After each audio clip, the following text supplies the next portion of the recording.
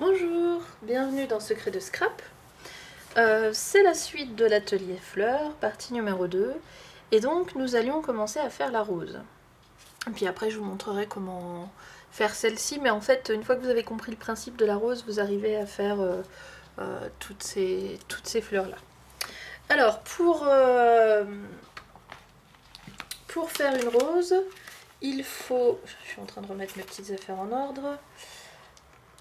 Voilà, il faut 3 choses. Premièrement, je vous l'ai déjà montré, c'est la perforatrice qui fait les pétales.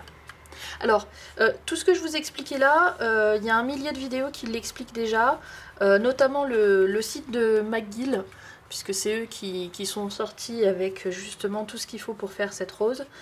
Donc je n'invente rien, je vais juste vous faire quelques petites adaptations. Et donc pour faire la rose, il vous faut 6 fois les 4 pétales. Donc vous voyez, il y a le grand, le moyen, le petit et le minuscule.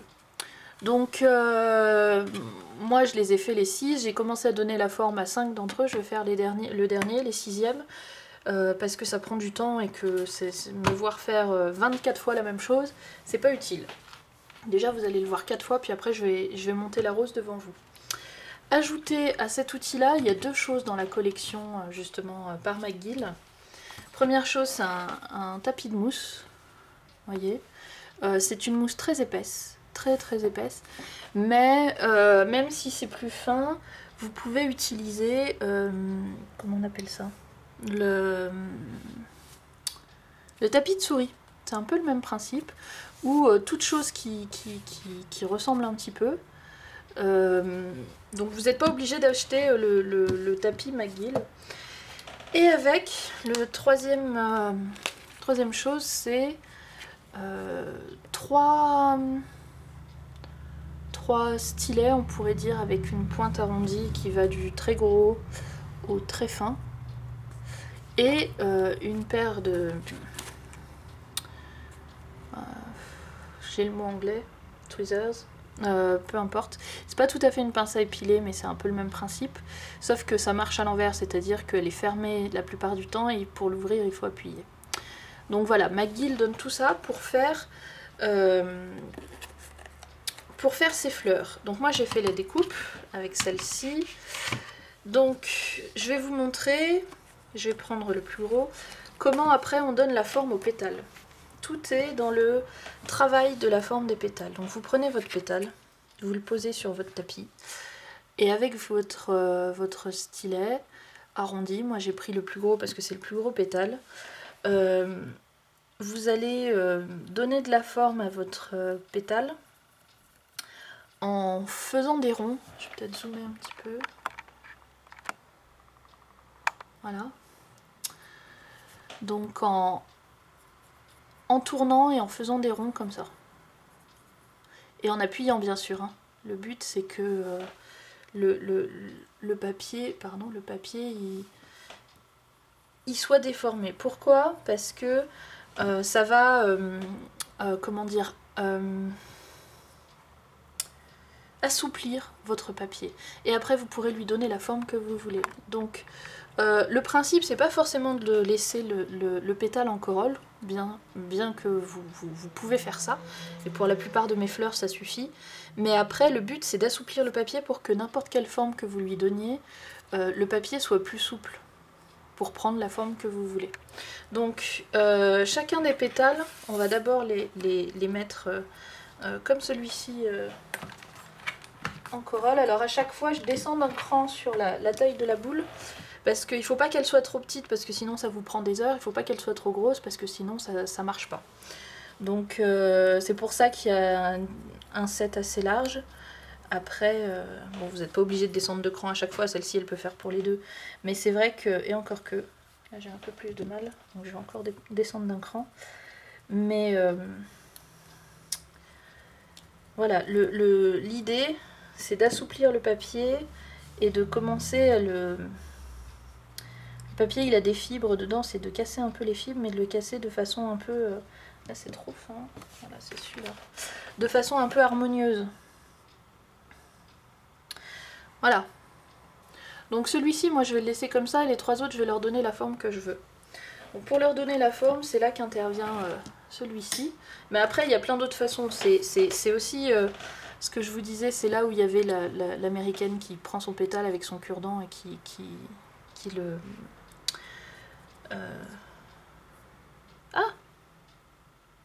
recourbe. Donc, moi, j'ai fait différents essais. Je vais vous montrer. Avant de trouver la bonne forme que je voulais pour mes pétales. Alors, il y a les poils du petit chat, je suis désolée. Et selon la forme que vous donnez, la rose, elle a absolument pas la même tête. Donc, je vais vous les montrer. Ça, c'était mes essais. Avant d'arriver à trouver le bon format, un petit peu. Donc c'est différentes techniques que j'ai essayées pour donner de la forme à mes pétales. Et à chaque fois, si vous regardez bien, la forme des pétales est différente et du coup la rose elle a absolument pas la même tête. Cette rose là elle ressemble absolument pas à celle-ci, celle-ci pas, celle-ci non plus. Et il y en a une que j'ai plus parce que j'ai déjà dû l'utiliser, mais au départ j'avais laissé tous mes pétales comme ça. Et au final ça rend pas très bien, ça fait comme s'ils étaient plats en fait. Donc c'est pour ça l'important de leur donner la forme. Et moi celle que je préfère c'est celle où les pétales ils sont recourbés. Donc c'est pour ça que la majorité du temps je recourbe mes pétales. Ici ils étaient recourbés un petit peu aussi mais pas assez. Vous voyez, ici aussi ils sont recourbés mais pas assez. Pour moi, hein, pour mon goût. Hein. Après vous faites la rose qui vous plaît, que vous aimez. Et ici j'avais essayé de faire des pétales un petit peu salis. Je sais pas s'il a de la colle. Des pétales un peu vagues. Je sais pas comment dire le pétale un peu... voyez, comme ça. Ça fait une rose assez bizarre. Mais tout ça pour vous dire que cette partie-là est importante et que c'est une question de style à partir de maintenant. Moi, je vais vous expliquer le style que moi je préfère. On enlève les... Voilà. Donc, et surtout, selon l'endroit où on est dans la fleur, je donne pas le même style. Donc le plus grand pétale, donc le principe c'est de prendre le bout du pétale entre la pince, voilà j'ai retrouvé le mot du français, et de le recourber, de lui donner une forme un peu, hop, voyez, recourbée. Et en même temps, moi à la main, parce que c'est là où vous pouvez faire ça avec le cure-dent, ou avec, certains utilisent une pointe de pinceau aussi. Généralement les pinceaux ils ont la pointe au bout du pinceau qui est très fin. Et un beau arrondi, ça vous permet de faire ça aussi. Donc moi j'aime bien cette forme un peu point d'interrogation. Donc je donne cette forme là à tous mes grands pétales. Et les moyens aussi. Donc ça c'est le moyen, on va faire pareil. Donc je pince le bout et après je recourbe. Donc ça on peut le faire avec des outils, c'est ce que je vous disais en introduction de ma première vidéo. Mais il y a un millier de façons de le faire, vous n'êtes pas obligé d'acheter la petite truc qui va bien. Pareil pour, pardon je vous l'ai pas dit, pour ça. Il y en a qui utilisent, alors je sais pas si je vais en avoir un à portée de main. Non forcément tous les stylos que j'ai ils vont pas, mais le bout d'un stylo. Alors moi mes stylos ils sont carrés. Mais la pointe d'un stylo aussi pour faire ça. Encore une fois, une pointe de pinceau. Cette fois-ci, si vous avez un pinceau qui est assez arrondi. Soyez astucieuse et testez d'abord avec ce que vous avez sous la main avant de vous mettre à acheter des outils qui sont peut-être un peu chers. Et pour voir si vraiment le résultat vous plaît, si le temps que vous y passez vous convient, etc. Donc là, je vais donner une autre forme à ce pétale-là. Je vais recourber, je vais partir du milieu et je vais recourber les deux de chaque côté. Donc, observez les fleurs. Et je sais qu'il y a des fleurs qui ont des pétales avec cette forme-là. Donc, d'un côté, ça se recourbe et de l'autre, ça se recourbe. Regardez les différentes formes de pétales des roses ou d'autres fleurs que vous avez envie de créer et reproduisez ce qui vous plaît. Donc, vous voyez là, espèce de triangle recourbé. Donc ça c'est ma 3e rangée, ma 4e rangée je la laisse comme ça. Donc je vais dézoomer. Donc là vous voyez un peu mes 24 pétales. Et la dernière chose qu'il vous faut c'est un... Alors là c'est pas un centre de fleurs, c'est l'inverse, c'est dessous, c'est ce qui va, comment dire... c'est ce qui va faire la base de votre fleur.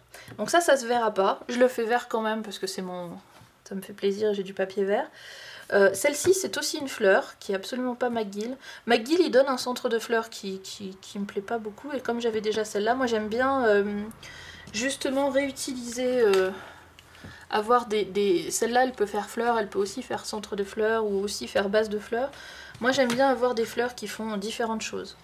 Pareil, celle-ci, qui est une autre fleur, qui est le lys, ces pétales-là, je les utilise aussi pour faire les feuilles.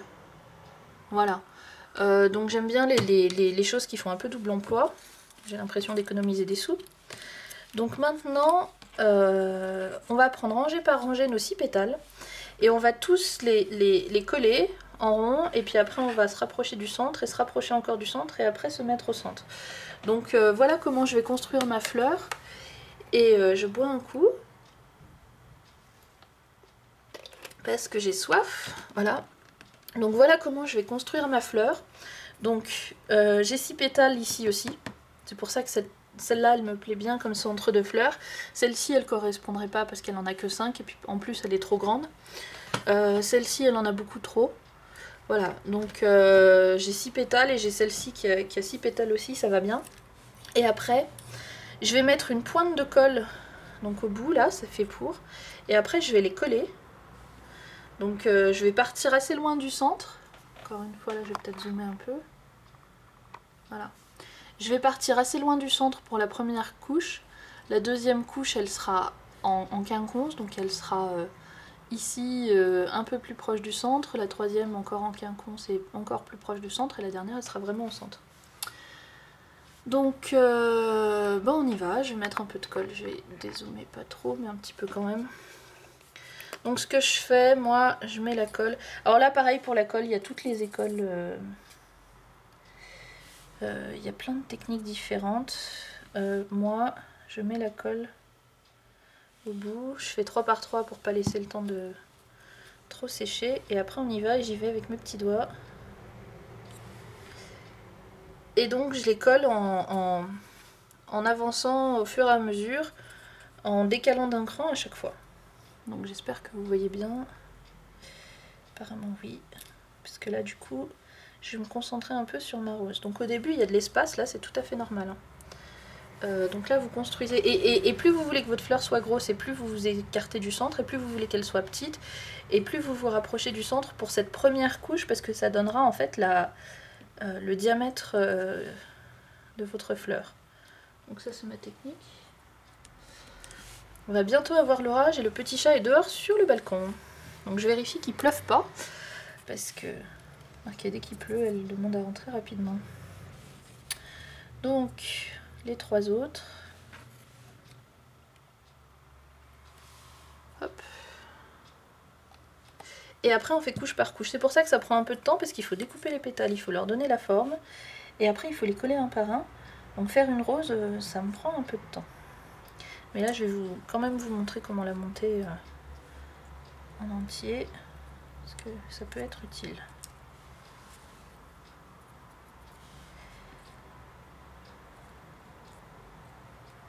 Allez. Et voilà pour ma première... mon premier cercle, on pourrait dire.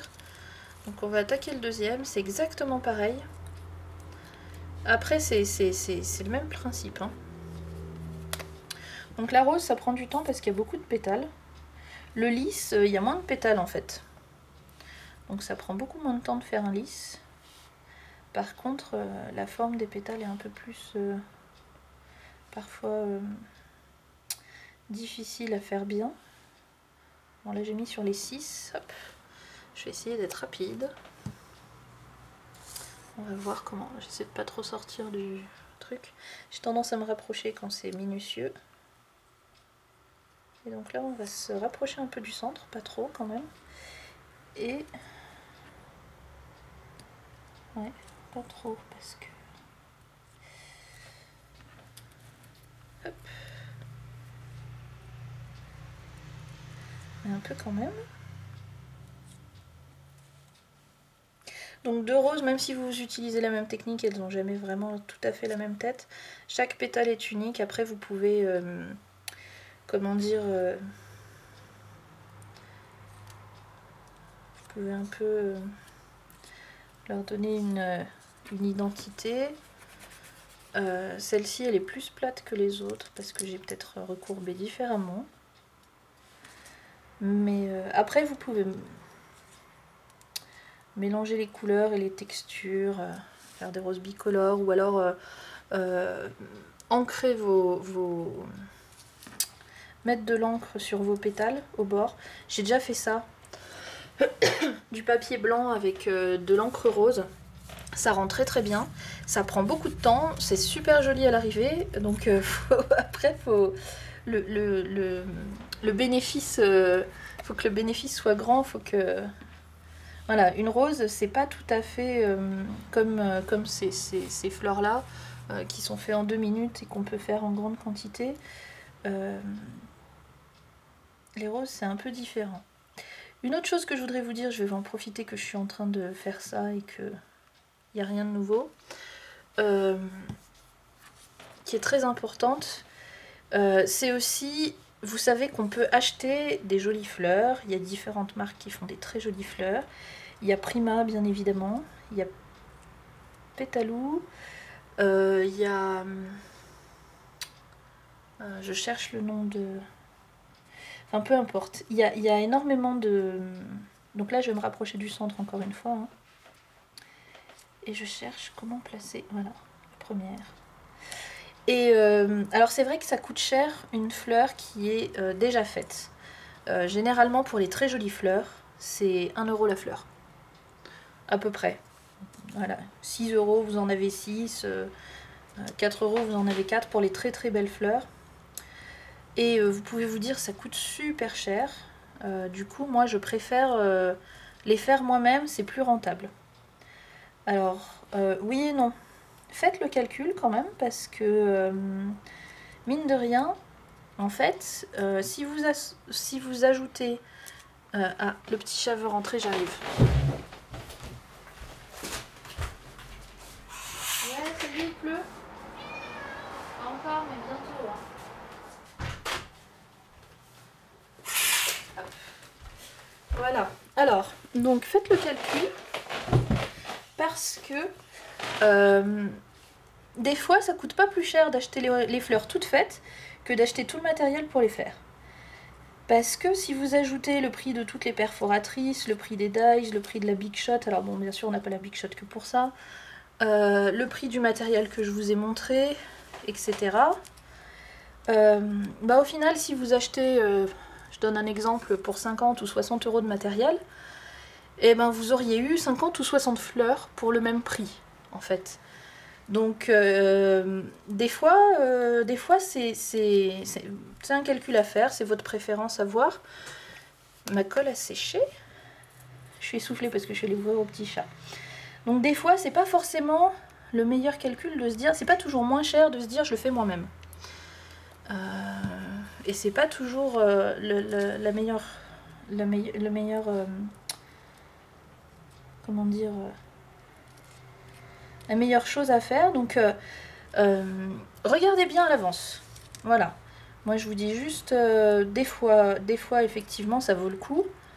Moi il se trouve que je me suis équipée parce que alors c'est peut-être un peu confus ce que je dis, mais un autre avantage quand même à pas acheter les fleurs mais à les fabriquer, c'est que avec les perforatrices vous pouvez le faire dans du papier imprimé et du coup l'adapter à votre projet. Donc il y a les pour et les contre de chaque côté. Hein. Je suis pas en train de vous dire il faut surtout pas acheter du matériel et il faut acheter vos fleurs toutes faites. Mais je suis pas en train de vous dire non plus il faut dépenser 70 € de matériel et au final si vous faites 10 fleurs dans l'année, la fleur elle vous revient assez cher. Donc c'est un calcul à faire. Je pense qu'il faut y aller doucement. Acheter 1 ou 2 perforatrices, peut-être un petit set. Et puis voyez si vous l'utilisez souvent, si ça vous plaît de faire des roses. Alors là c'est... Enfin faire des roses ou de faire des fleurs. Là c'est la partie difficile parce que les pétales sont minuscules. Et il faut arriver à les placer, donc des fois j'utilise ça pour les mettre. Donc voilà, la chose importante à retenir pour les fleurs, c'est que déjà on peut se débrouiller en système D pour le matériel, on n'est pas obligé d'acheter du matériel qui coûte super cher. Et ensuite, on n'est même pas obligé d'acheter le matériel, on peut acheter aussi les fleurs toutes faites, et des fois, si vous utilisez 20 fleurs dans l'année, vous embêtez pas, hein. Achetez-les, elles seront super jolies. Voilà, maintenant, si vous mettez des fleurs partout, et que vous aimez bien en plus les personnaliser, n'hésitez pas, hein. Ah là là. Donc là, c'est la partie un peu difficile parce que j'arrive au centre. Et parce que ces pétales-là, ils sont minuscules. Donc il suffit de bien les mettre. Donc vous voyez, ça prend un peu de temps quand même, la rose. Mais à l'arrivée, c'est assez joli. Hop. Je suis un peu excentrée, je suis désolée. Faudrait que j'allume la grande lumière aussi, parce que là, comme c'est orageux... Non, vous voyez bien. Moi, j'ai l'impression d'être dans le noir, mais vous voyez bien, apparemment. Ça a l'air d'être assez lumineux. On dirait que j'ai les mains ultra blanches. Et donc là, il m'en reste 2 à placer. Donc un là. Et un là. Donc voilà le secret de la rose. Après, généralement au centre, mettre une jolie perle. Mais d'abord, je vais laisser sécher la colle. Donc celle-ci, elle est relativement aplatie. Ah, pardon.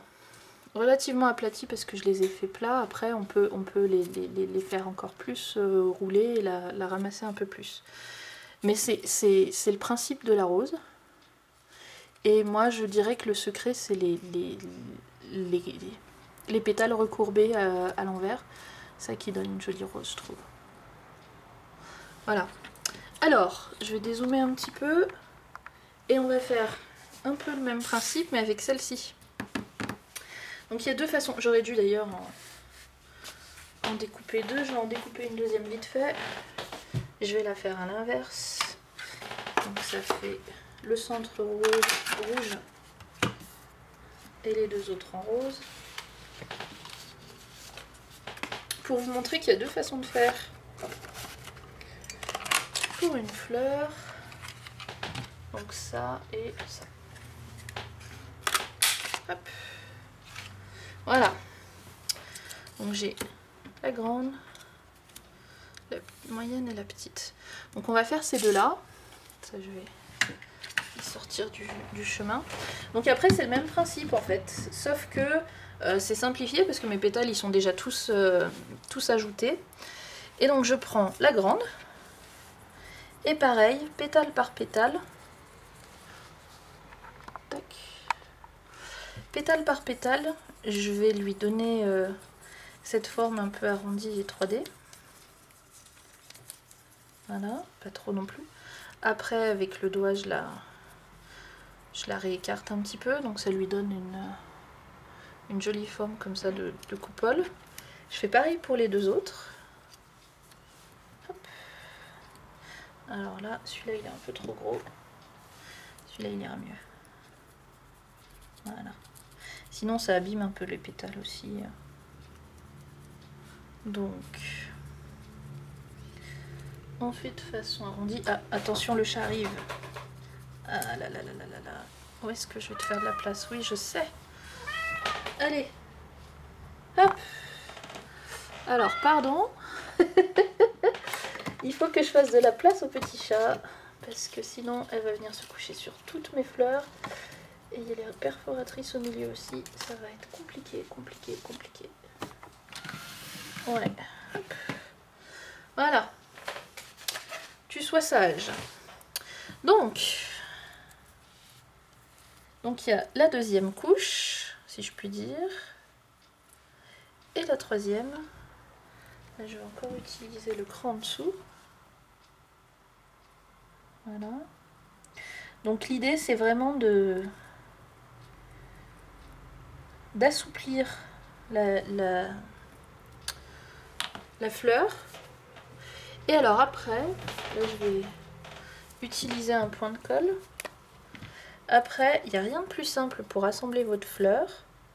Vous mettez un point de colle dessous et revoilà le petit chat. Et vous alternez les pétales pour chaque couche. Vous centrez bien. Donc voilà, la deuxième. Oui, oui, c'est ça. Joue avec le bouchon. Non, non, non, non, non, non, tu viens pas te coucher au milieu. Désolée. Alors, et la troisième. Voilà. Après, tout dépend de la forme que vous voulez lui donner. Vous pouvez soit l'aplatir un peu plus, soit au contraire la recourber un peu. Donc ça, c'est une technique très très simple. C'est celle que j'ai utilisée ici aussi. Et je vais vous montrer pour l'autre parce qu'il y a le moyen de la faire à l'envers. C'est-à-dire, c'est ce que j'ai utilisé pour celle-ci. En fait, donc, toujours pareil, vous roulez vos pétales, enfin roulez, vous les assouplissez en faisant des ronds réguliers, et après vous retournez votre fleur, et hop,